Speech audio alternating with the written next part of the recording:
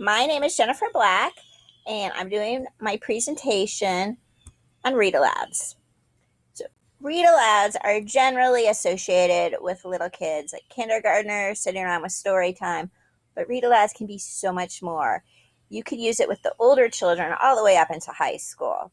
Now, this is a time where you can bring in the informational text, or you can bring in a story that ties in with informational text so the students can make connections.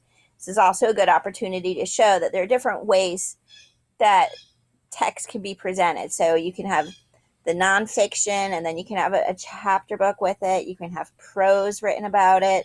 There's a lot of different mediums you can introduce and show them that there's more ways you can read about this topic than just the dry nonfiction sections. So read alouds are really good to use because this is a time that you have face time with the students and the text. So if you're bringing in informational text, you can explain new words or concepts to the students. Students can stop you and ask a question if they're getting confused. It's a really good time to engage with the students. It's also a good time for a little bit of pre-reading skills to figure out what do the students already know before this topic is introduced. So you can get a conversation going there, and you can also figure out what holes you're going to need to fill in throughout the lesson. How to use read alouds. The very first thing you need to do is you need to make a very good selection. Also, you need to practice with the text. I one time was doing a read aloud with a kindergarten class, and I had not read the book beforehand, and the book was funny, and I lost it. Like, I got into a fit of giggles, and the whole class was laughing, and frankly, it was disruptive, and it was a really good lesson to me to know the text before I'm going to read it aloud.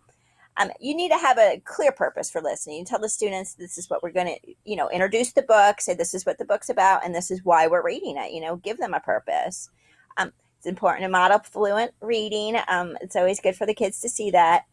Also, have some expression when you're reading. Make it engaging for the kids. Don't let them nod off. And then you can facilitate a discussion. So I'll start with the discussion part since I ended the last slide with that. When you're done reading the book, don't just have the students summarize what happened. Ask critical question. Ask them, why did this person do that? Or, how could it have been done differently? Ask them critical questions and get them engaged with the content and thinking a little bit more deeper level. Enthusiasm. You need to pull the students in, react to the text and be like, oh my gosh, that totally surprised me. I wasn't expecting that. Or, it's okay to show emotion and to laugh. Just don't lose it like I did. Student engagement, ask predictive questions, share connections. I'm going to keep saying connections, sorry. And then, stop and say, hey, so how did everyone's predictions go? What were you surprised? The confusion. This is a good teachable opportunity. This is for a good chance for you to model context clues. And if there's a new term or phrase that they're not familiar with, you can use the context clues to figure it out. I mean, honestly, if there's just a definition and you can just throw in the definition of a word, do it and then move on. But I think context clues is a really good modeling opportunity. So in conclusion, read alouds are a really good way to reach all levels of students. It's also good for all different kinds of text, be it informative or fiction. Fiction does tend to lend itself to read aloud a little bit easier, in my opinion, but I prefer fiction, so that's just my preference. Math is going to be tricky, but I do know that there are books that you can use math, so that's going to take a little bit more research for you math teachers out there, and I'm sorry that it won't be as easy for you guys. Read alouds are a great way to interact with the students. You have the FaceTime, you keep them engaged, you can see where they're confused, you can see, what their stamina is and when they're done.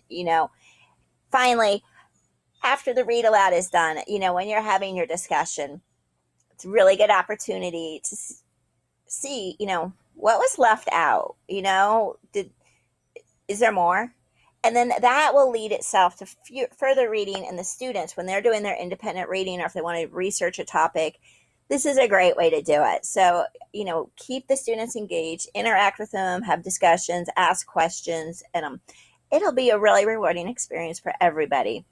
All right. Thank you for staying with me, and good luck, you guys.